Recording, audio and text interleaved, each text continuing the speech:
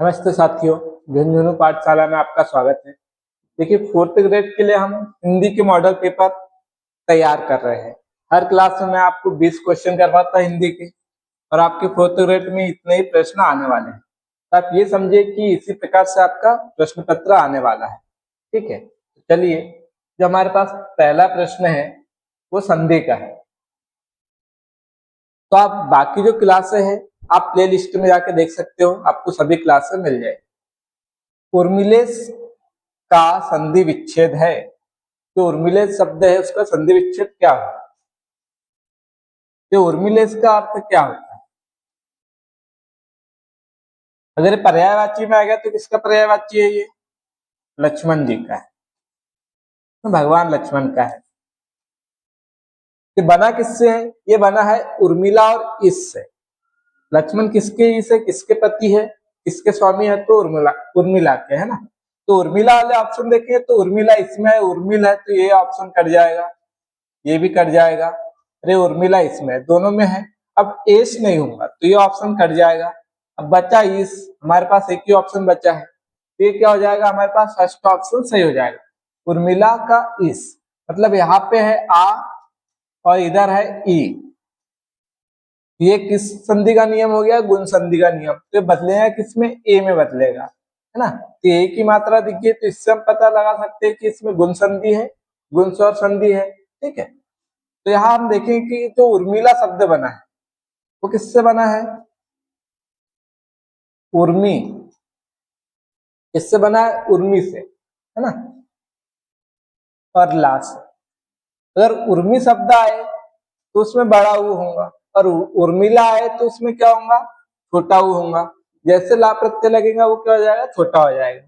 ठीक है, चलिए अगला प्रश्न देखेंगे। अनंग शब्द में उपसर्ग है। अब इसमें अन उपसर्ग है, या फिर ये हलंतालान है, या अ है, या फिर ये पूरा का पूरा शब्द मूल शब्द है, मतलब कि इसमें कोई उपसर्ग नहीं। तो क्या हो जाएगा इसका आंसर? इस शब्द को हम समझेंगे कि ये पर्यायवाची किसका है? ये कामदेव का है। वे बना किससे है? उसके पहले ये नाम क्यों पड़ा कामदेव का, हम ये समझे। जो कामदेव थे उन्होंने क्या किया था? देवताओं के कहने पे भगवान शिव की तपस्या भस्म भंग की थी, तो भगवान शिव ने उसको भस्म कर दिया, है ना। जो कामदेव भगवान है उनको क्या किया? भगवान शिव ने अपने तीसरे नेत्र से भस्म कर दिया, तो उनका शरीर कैसा हो गया? पूरा राग बन गया, कोई शरीर ही नहीं बचा।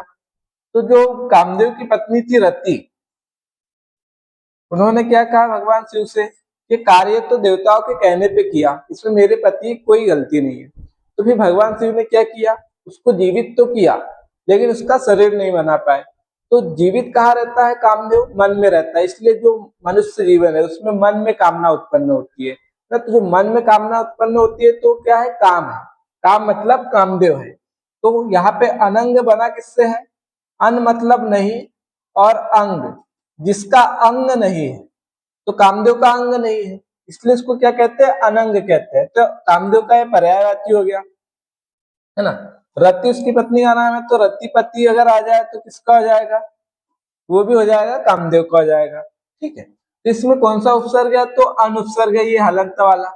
हमारे पास में हो जाएगा सेकंड ऑप्शन सही हो जाएगा। अगला पृष्ठ देखेंगे।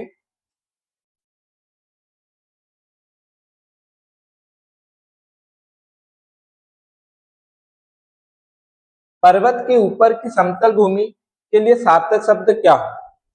पठार, अधित्यका, पहाड़, उपत्यका। इसके लिए जो सही शब्द हो जाएगा वो जाएगा अधित्यका। ये पर्वत होता है, इसके पास में ये जो समतल भूमि है ना, इसको क्या कहते हैं? अधित्यका कहते हैं। पर्वत के पास में नीचे का जो भाग है और ये जो समतल भूमि है इसको क्या कहेंगे? उपत्यका कहेंगे। और ये धरती पे है ये पहाड़। ठीक है, तो जो ऊंचा स्थान है इसको हम क्या कहते हैं? पहाड़ कहते हैं। ठीक है, इसको क्या कहेंगे? पहाड़ कहेंगे। और जो पठार है, पठार किसको कहते हैं? जिसकी ये शिखर चोटी होती है। ये चोटी जो होती है इस भाग को क्या कहते हैं? पठार कहा जाता है। ठीक है, तो अधिकतर क्वेश्चन बनने के चांस है अधित्यका के, जो पहाड़ के ऊपर की समतल भूमि होती है उसको अधित्यका कहते हैं, और पहाड़ के नीचे की जो समतल भूमि होती है उसको उपत्यका कहते हैं। ये प्रश्न बनने की बहुत ज्यादा संभावना है, बहुत बार पूछे भी गए कई परीक्षाओं में।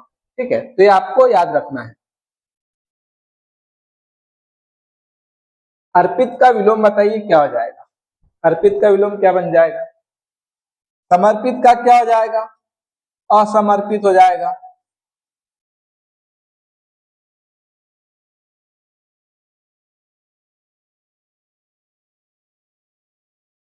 असमर्पित हो जाएगा। अर्पित अग्रहित हो जाता है। ये इसका दूसरा रूप देखें तो अर्पण शब्द होता है तो उसका ग्रहण हो जाता है। ठीक है, तो इसका ग्रहित हो जाएगा, तो ये हो जाएगा हमारे पास में अर्पित का ग्रहित सही हो जाएगा। त्याज्य का क्या हो जाता है? ग्राह्य हो जाता है। ठीक है, और अर्जित का विलोम बताइए क्या हो जाएगा? स्कान अर्जित हो जाएगा। ठीक है, तो ग्रहित का विलोम क्या हो जाएगा? अर्पित हो जाएगा, तो अर्पित का ग्रहित हो गया। अगर अर्पण पूछे तो ग्रहण करना है।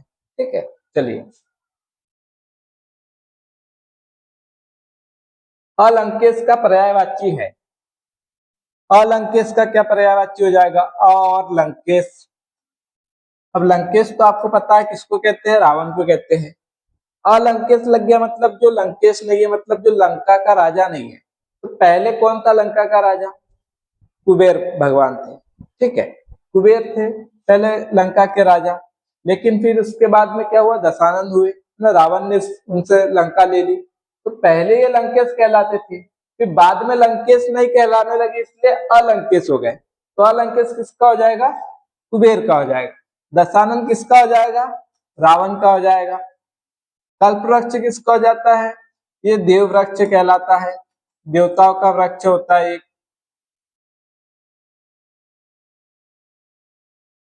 ठीक है, कल्प तरु भी कहते हैं। ये बादल हो जाता है। तो हमारे पास कुबेर जो सही आंसर हो जाएगा अलंकेश का पर्यायवाची।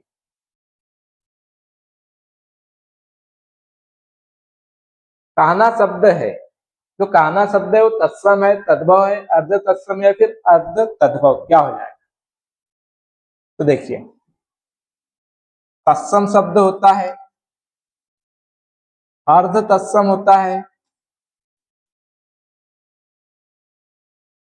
ठीक है, अर्ध या इस प्रकार से भी लिख सकते हैं, और तद्भव होता है। तो जो कृष्ण है ये तत्सम शब्द है।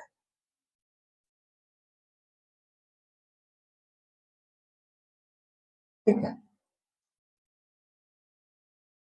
कौन सा शब्द है? तत्सम है। इसी का अर्ध तत्सम क्या बनता है? कान्हा बन जाता है। और जो तद्भव बनेगा वो क्या बन जाएगा? वो बन जाता है किशन बन जाएगा, है ना। किशन कन्हैया कहते हैं। तो कृष्ण से कान्हा बना और फिर किशन बन गया। तो तद्भव रूप किशन है, तत्सम रूप कृष्ण है, और कान्हा अर्ध तत्सम है। तो हमारे पास में थर्ड ऑप्शन सही हो जाएगा। ठीक है, चलिए। क्रिया के मूल रूप को क्या कहते हैं, या फिर क्रिया के मूल को क्या कहा जाता है? जैसे कि चलना क्रिया है, इसका जो मूल होगा वो क्या होगा? चल से बनेगा ये। तो इसको ही क्या कहते हैं? धातु कहते हैं। फिर आपसे पूछेगी क्रिया का मूल या फिर क्रिया के मूल रूप को, तो भी क्या होगा? धातु हो जाएगा। तो फर्स्ट ऑप्शन सही हो जाएगा। पद नहीं होता है, कारक नहीं, समास नहीं।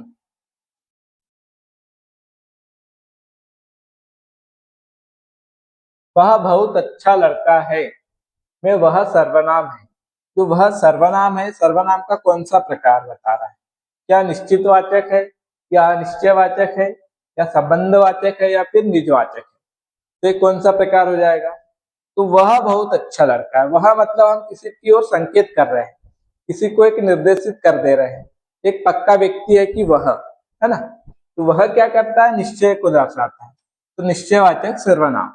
तो हो जाएगा हमारे पास में पहला ऑप्शन सही। एक कौन सा सर्वनाम है? तो निश्चयवाचक सर्वनाम। अगला प्रश्न देखेंगे। संज्ञा का भेद नहीं है, प्रश्न को दोबारा पढ़ना चाहिए। संज्ञा का भेद नहीं है, फिर इधर से पढ़ो है नहीं, तो नहीं पे ध्यान गया, तो हमको बताना इसमें से संज्ञा का भेद कौन सा नहीं। तो व्यक्तिवाचक संज्ञा होती है, जातिवाचक होती है। हाँ, जो संज्ञा होती है मुख्य रूप से 3 प्रकार की होती है।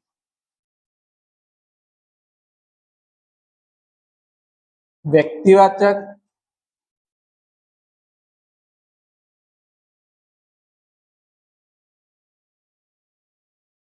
संज्ञा, जातिवाचक संज्ञा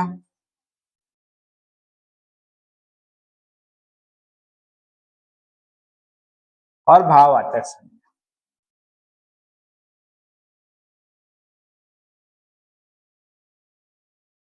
अब जातिवाचक में भी 2 प्रकार होते हैं। एक होता है समूहवाचक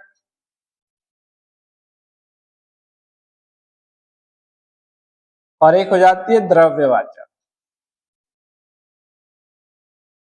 इस प्रकार से टोटल जो है 5 प्रकार। तो देखिए, व्यक्तिवाचक होता है, निजवाचक नहीं होता है, ये हमारे पास सही हो जाएगा, संज्ञा का प्रकार नहीं है। जातिवाचक भी होता है, द्रव्यवाचक भी होता है, ठीक है। तो तीनों तो है, लेकिन निजवाचक जो है संज्ञा का भेद नहीं होता है। मास होती है, वाक्य को भूतकाल में बदलो, है ना, वाक्य को किसमें बदलो, भूतकाल में बदलो। इस प्रकार से प्रश्न बन सकते हैं। वैसे नॉर्मली जो प्रश्न आते हैं तो मैंने बाकी क्लासों में करवाए हैं, तो आप देख सकते हो। हर क्लास में आपको पेपर का लेवल है अलग प्रकार से मिलेगा। कोई क्लास आपको बहुत ज्यादा टफ क्वेश्चन वाली मिलेगी, कुछ एकदम टफ और सरल वाली मिलेगी, कुछ क्लास आपको काफी सरल मिलेंगी। तो हर प्रकार का जो पैटर्न है परीक्षा में बन सकता है, उस प्रकार से मैंने सभी क्लासें करवाई है, ठीक है। चलिए, यहाँ पे क्या होगा, भूतकाल कहा है मतलब कि पुरानी बात, है ना। तो माँ सोएंगी मतलब भविष्य में, ठीक है, ये तो नहीं होगा। माँ सोती थी, तो थी मतलब पहले की बात होगी, तो यही हो जाएगा, भूतकाल में बदलेगा। माँ सोने वाली है, तो ये भी अभी भूतकाल की बात है। माँ सो रही है, तो ये वर्तमान की बात है ना, ये भविष्य की बात है, ये भी भविष्य की बात है। ये भूतकाल की हमारे पास माँ सोती थी।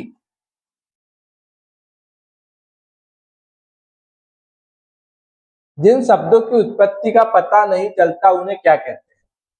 अब तत्सम शब्द की हमको पता है कि संस्कृत से आए हुए हैं, तो इसको क्या कहते हैं, तत्सम शब्द कहते हैं। तद्भव कौन से होते हैं, जो तत्सम से बदले हुए रूप है, तो इनका भी पता है, उत्पत्ति पता है, ठीक है। संकर शब्द क्या होते हैं, जब दो भाषा के शब्द मिलकर बनते हैं तो पता है कि हाँ इसमें भी कौन कौन से शब्द है, कहाँ से आए हैं, उत्पत्ति का पता चल जाएगा। लेकिन जो देशज है ये हमारे पास हो जाएगा। जिन शब्दों की उत्पत्ति का पता नहीं चलता उन्हें क्या कहते हैं, देशज। जैसे कि झोपड़ी शब्द है, तो हमको नहीं पता है संस्कृत में था कि नहीं था, कहाँ से आया, है ना। संस्कृत में तो कुटिया शब्द था, तो ये शब्द कहाँ से बना इसका हमको आइडिया नहीं है। तो जहां हमको इसकी उत्पत्ति का पता नहीं, तो हम इसको क्या कहेंगे, देशज कहेंगे, ठीक है। ये हो जाएगा देशज। कोष्ठ का तद्भव शब्द है, जो कोष्ठ है ये क्या है, संस्कृत का शब्द है, असम है। इसका तद्भव क्या बने, काठ लकड़ी हो जाता है, केवट तो जो नाव को चलाता है ना, ये भी नहीं होगा, कुछ भी नहीं होगा, कोठा होता है, ठीक है। कोठा को क्या कहते हैं, कोष्ठ कहते हैं। अगर यही ऑप्शन में आपको कमरा दे दे, क्योंकि ये प्रश्न आया जिसमें ऑप्शन में कमरा था, तो कमरा सही करना है, क्योंकि कोठा कमरा एक ही बात होती है ना। चलिए,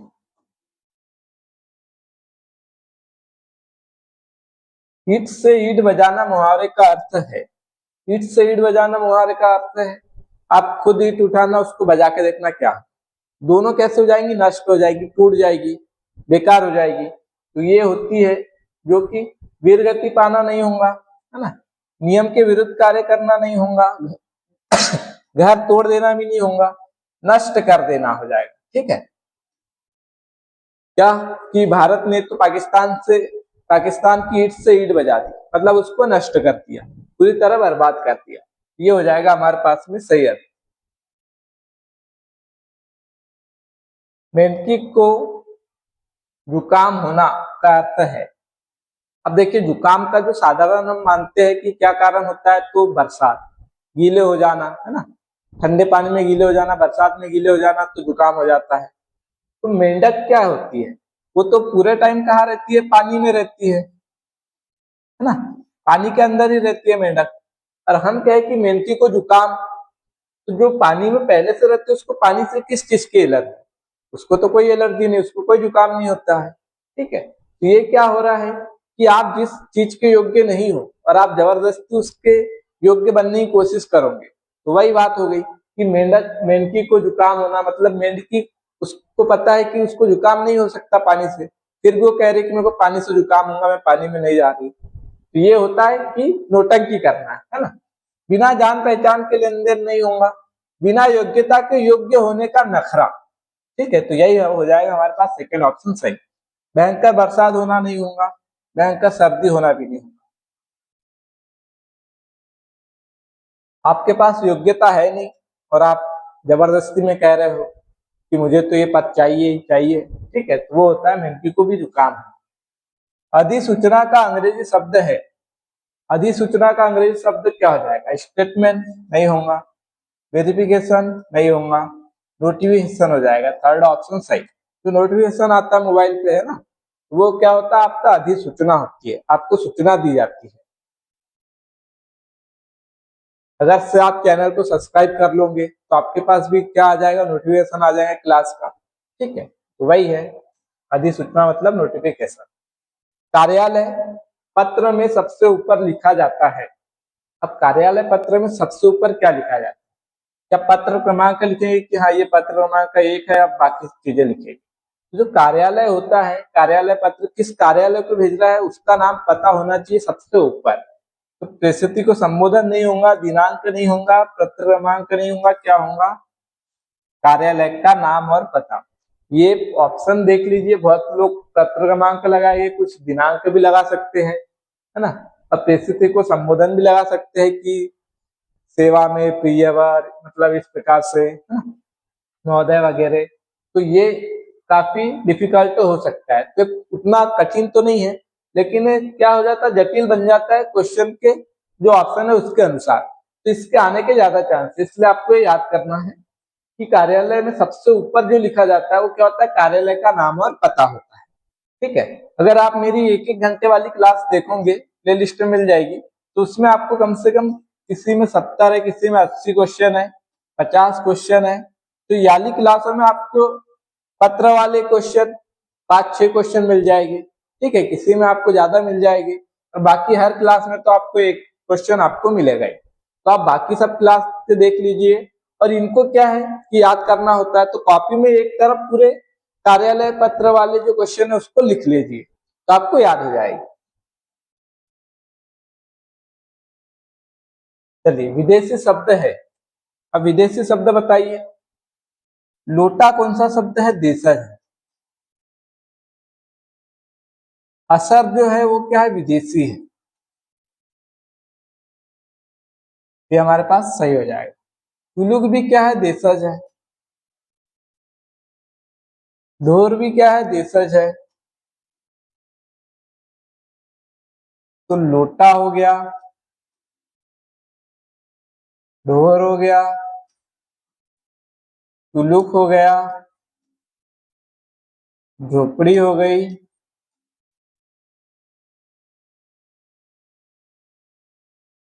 खिचड़ी हो गई, है ना, ये सब क्या हो जाएंगे आपके देशज शब्द।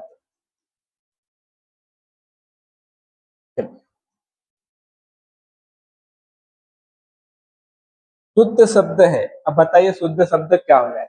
अब सब में आपको ईक दिख रहा है, तो जब ईक प्रत्यय लगता है तो सामने वाले जो स्वर होता है उसमें वृद्धि कर देता है। तो यहाँ हम देखेंगे कि शब्द कौन क्या था, पुराण था, पुराण शब्द होता है, इसमें लगाएंगे ईक प्रत्यय। तो ईक लगाएंगे तो ऊ का क्या हो जाएगा, अ हो जाएगा, तो बन जाएगा पाव, हो जाएगा रा, और ना में ये ई मिल जाएंगे तो क्या हो जाएगा, पौराणी, और एक का शब्द बनेगा पौराणिक। और ये शब्द हमारे पास पहले ही ऑप्शन में है, तो पहला ऑप्शन सही। पुराणिक नहीं होगा, पौराणिक में बड़ी नहीं होगा, पुराणिक नहीं होगा, ये हमारे पास फर्स्ट ऑप्शन सही हो जाएगा। अगला प्रश्न देखेंगे, शुद्ध वाक्य कौन सा है? इसमें शुद्ध वाक्य कौन सा है? उसके प्राण निकल गए, उसका प्राण निकल गया, उसका प्राण प्रखेरु उड़ गया, प्राण उसका खत्म हो गया। तो बिल्कुल नहीं, प्राण प्रखेरु नहीं होगा यहाँ। ये दोनों वाक्य कैसे हो जाए? गलत हो जाएगा। उसका प्राण निकल गया। अब जो प्राण शब्द है ना, ये सदैव बहुवचन, ये एक वचन में प्रयोग नहीं होता है ना, कि उसका प्राण निकल गया, एक का ही प्राण निकला तो भी हम क्या कहेंगे? प्राण निकल गए, गया नहीं। तो ये बिल्कुल गलत हो जाएगा। उसके प्राण निकल गए, ये बहुवचन है ना, इसलिए क्रिया इसकी बहुवचन के अनुसार आई। तो हमारे पास फर्स्ट ऑप्शन सही हो जाएगा।